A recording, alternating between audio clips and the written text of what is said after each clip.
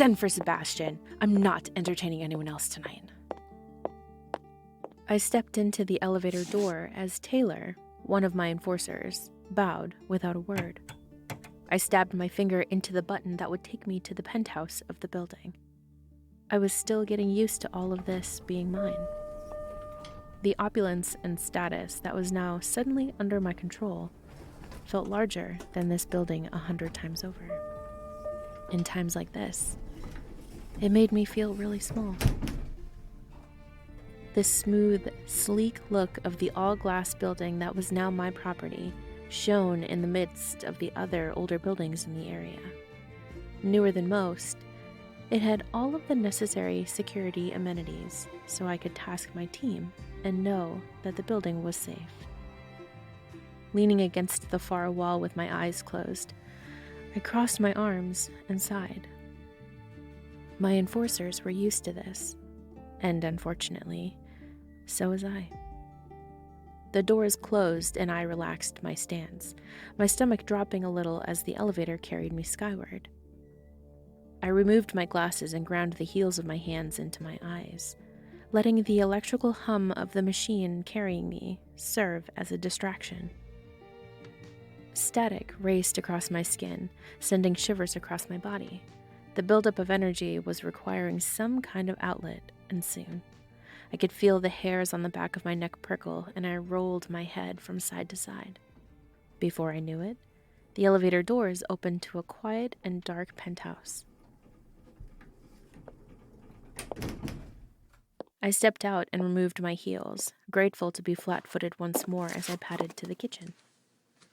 I snapped my fingers, sending a current to the light switch to snap the lights on ahead of me, the skim of energy taking some of the pressure behind my eyes off, and I sighed heavily in relief.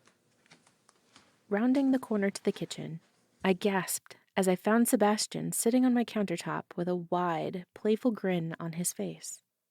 You don't need to send for me like a lapdog, my lady. All you need to do is ask for me to step out of the shadows. Just his presence alone was comforting, and I chuffed a laugh as I watched him gently kick his feet back and forth. They dangled carefree above the floor, his gaze studying me as I closed the gap between us. Yeah, I know. I'm sorry. It's just been meeting after meeting, and I haven't had a chance to burn off the energy I have, so it's just been creating this headache and... Well, my lady, if it's energy you're looking to burn off, hey. That's not what I mean. Don't be gross. His laugh was warm and lighthearted, playfully cradling his arm from where I smacked him. I know. So, talk to me. I sighed as I yanked the fridge door open, wincing at the blinding blue-white light, and I leaned my head on my arm. The discourse between the Hannelore and Luminous districts is getting rough. They both had gang-related incidents that needed smoothing over with the authorities, which wasn't easy. The fact that the issues were arcane-related just complicated things, and most of the people in the station still don't trust mages. I mumbled as I pulled out a few days-old pizza before closing the door and plunging the kitchen back into a semi-darkness again. Dropping the box on the counter next to his hip, I half-heartedly threw the cover open to realize I only had one piece left. Who does that? I mumbled to myself in tired jest because I was the only one living here. So the only obvious answer was me. Past you really didn't leave a lot, huh? He leaned over to evaluate as if he could hear the wheels turning in my head. No, I guess I didn't. I agreed, as I grabbed the last piece and pushed the empty box backwards on the counter. Sticking it in my mouth, I hopped up on the counter next to him. I scooched close enough that our thighs were touching, the warmth from his body instantly becoming an anchor for me. I can order more if you're hungry, I said before taking a bite. No need. I ate before I got here. I dropped my head onto his shoulder, and we sat in silence. The pizza went too quickly, and soon it was gone. So, what's really eating at you, Shar? His voice was soft and patient, making my chest tighten up. He always knew when I was upset. Ever since we met as kids and played together after our studies, he always knew when I was having a hard time. But even when I was angry or I lost control of my abilities, he never ran. If anything, he was always running towards me. His hand rested on my knee, patient and warm. His tactical black clothing was remiss of his weapons, but I knew they weren't out of reach, even if they were out of sight. I had to wipe 3 memories today. I saw you go into the station. What happened?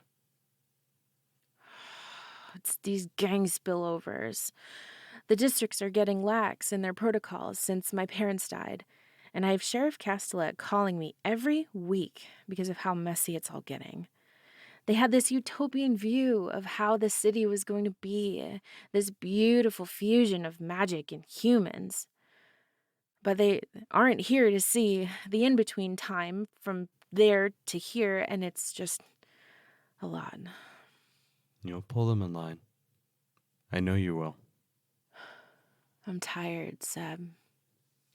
The amount of accuracy I need to maintain to wipe these memories is exhausting, let alone doing 3 of them. The weight of the power I carried felt so much heavier in my body and in my voice. All of the districts look to me as the temporal pillar now that my parents are gone. It's annoying enough knowing that they're afraid of me, but even more annoying knowing that I'll still clean up the messes they caused to protect the veil in this city. I held my fingers up in front of us, allowing tiny currents to flow through my fingers. They were so small they were barely visible, like when most people rub their hands on a fluffy blanket in the dark. I can take down this entire city if I wanted to, Sebastian. I rolled my fingers around in the air until he reached up and laced his fingers with mine. My parents encouraged my gifts as soon as puberty hit and made themselves known, flying me all around the world to train with the best electrical conduits to hone my skills. I was still going through my ramp-up training to acclimate to take the district over when they died in their skiing accident, and I was still struggling to pick up the pieces. My breath shortened in my chest as his hand squeezed mine. I know, Shar.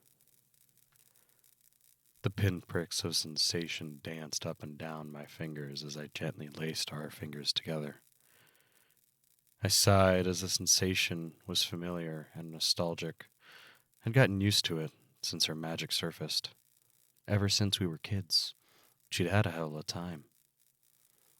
Being the heir to the Azalina district was bound to be hard enough, but when her parents passed away, I increased my training and went through the necessary steps to become part of her closest enforcers, an elite team tasked with her safety and security as she attended her temporal duties across the city. She was the most powerful mage in her bloodline to date, so protection wasn't necessarily what we provided, but the status she held was high enough that having a core team she could trust around her was vital. We used to run through the city as kids, and she would laugh, saying the city was singing to her. I never heard more than the acrid sound of neon lights buzzing over the din of constant traffic, but every time I'd turn to her, she had lights in her eyes and static in her hair. I knew she was hearing things that I couldn't. Later on, I learned that she was listening to the very electricity of the city. She had such an innate understanding of the frequencies that she'd hear information pass along the radio waves before they hit the radio. Learning that she had proficiencies with magnetic waves as well was the turning point for her training, and I stopped seeing her for much of a while.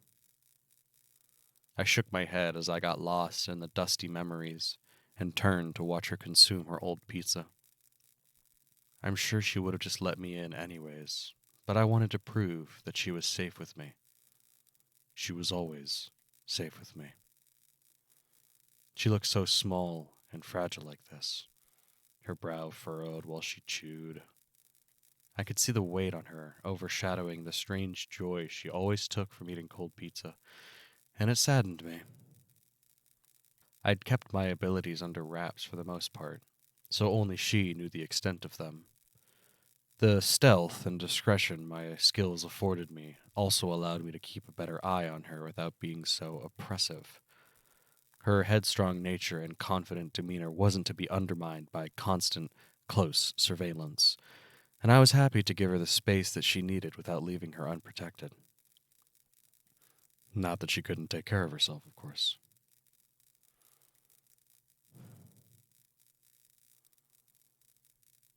I listened to the way her breathing tightened up in her chest. I empathized with her grief. Losing her parents so suddenly meant she had a lot shoveled onto her shoulders. When word came that they had an accident, neither of them made it. It took almost everything I'd had to keep her from nuking half of the city's electrical grid. As it was, she fried most of the buildings in the block before I snapped her out of it. Even as important as her parents were in the city, they always made time for her, so losing them was a pretty critical blow for her.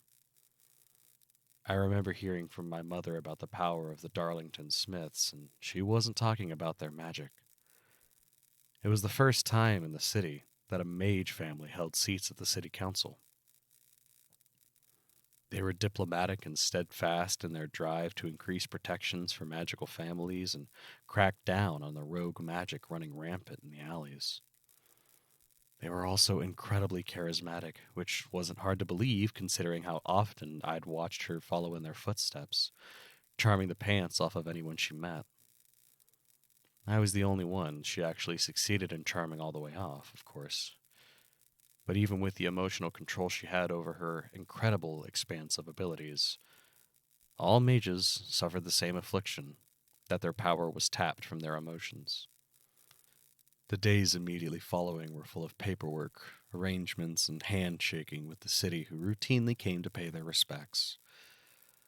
The nights immediately following were spent wrapped up together on the couch until she cried herself to sleep. The sea of tissues and pizza boxes littered around us became commonplace for a while. I knew that it was still pretty close to the surface. I squeezed her hand in mine until the static slowed before disappearing. I was never afraid of her power, and I think that helped in reassuring her that I never conducted myself out of fear around her. I trusted her, and she trusted me. Hey, do you know what today is? I mused as I glanced down at her the same time she turned to face me. Yeah, it's Friday. Her response was muted and empty and clearly not catching on. Duh, silly. But it's not just any Friday. I reached behind me and into a pool of shadow to pull out a pink box with a ribbon on it. She sat up straighter as I presented it in front of us, already missing the warmth from her hand as she took it back. What is this? None of that. She chuffed a laugh as she untied the ribbon, opening the box to find a single, perfect cupcake. Happy birthday, Charlotte. My heartbeat thundered in my ears. How had I missed my birthday? I tucked the ribbon into my pocket as I carefully pulled the perfect confectionery out of the box. Carefully pulling the wrapper off, I realized it was a funfetti cupcake. The telltale white cake dotted with speckles of sprinkles baked in to create these polka dots of color in the batter. Cute little party hats covered the paper crinkling around the base of the tiny cake, and I smiled, the first true, weightless smile I'd felt in a long time. I inhaled the cloyingly sweet smell of the fresh-made frosting that held hints of lemon and almond, the perfect piping spiraling to the top like ice cream. Where in the city did you find a bakery that makes funfetti cupcakes? I breathed as an effervescence filled my body. The excitement was unfamiliar to me lately, and I turned my face to smile widely at him. He returned it, the same roguish smile he always had when he was trying to be charming before offering a half-hearted shrug. There isn't one. I called in a favor just for you. It was true. Finding a bakery in this city that made this particular type of cupcake was impossible. Most bakeries consider it to be childish, unworthy of that status of their shops when, realistically, it didn't need to be that serious. It just so happened I knew someone that owned a wonderful little shop that took my last-minute order with no problems. We stared at each other like we had so many times before, waiting for one of us to back down first. This time, it was me. Wow. You certainly know how to make a lady feel special, Sebastian. I said excitedly as I pulled the wrapper off and took a bite. So, tonight, aside from ordering you more pizza, I wanted to bring you a gift. Tonight, you don't have to be Charlotte Darlington Smith, temporal pillar of Raider City, peacekeeper to districts 1 through 5, and all-around professional badass. Tonight, you can just be Charlie, a woman who really enjoys funfetti cupcakes and 3-day-old pizza. Oh, wait a second. How did you know it was 3 days? Oh, I always know. Yeah, you got me. I had barely chewed the bite in my mouth before immediately offering it to him to eat with me. Oh, no, I couldn't do that. No, you have to. I insist. We both laughed as he sighed and took a bite, chewing thoughtfully as I took another bite myself. You know, it's actually pretty good. See? A really good taste. Says the woman who enjoys cold pizza.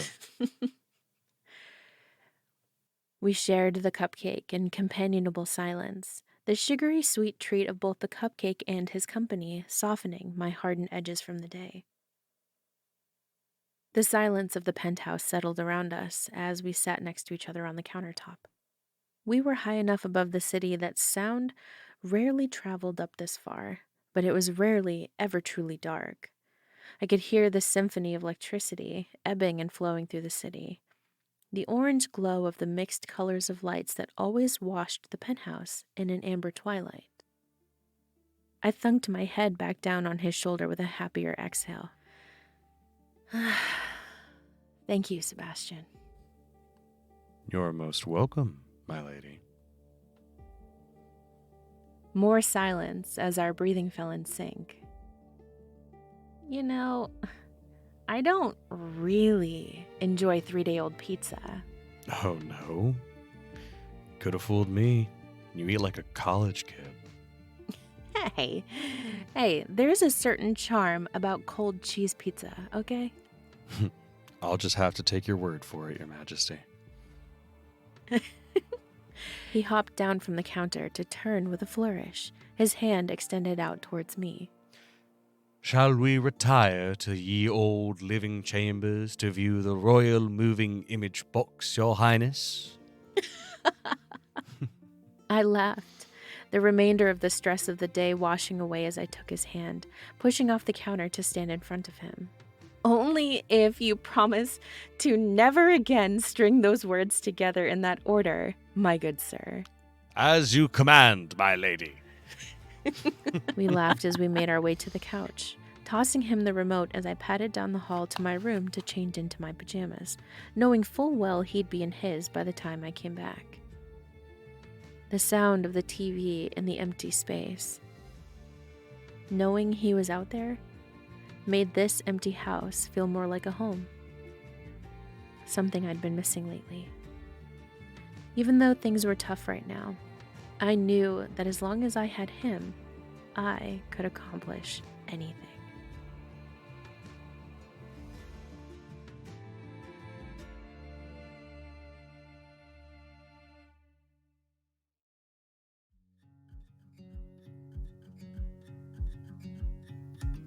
Hey there. Thank you so much for listening. A lot of love, time, and effort went into bringing this story to life. So if you like what you heard, definitely consider dropping the video a like and the channel a subscribe. It really helps out so much and only takes a few seconds. And if you'd like, drop a comment. Let me know how much you liked this, and share this with someone who you think might enjoy it too. Above all, thank you so much for your support. From ink to airwaves and from my heart to yours, I'm so glad you're here, and I can't wait to see you in the next one.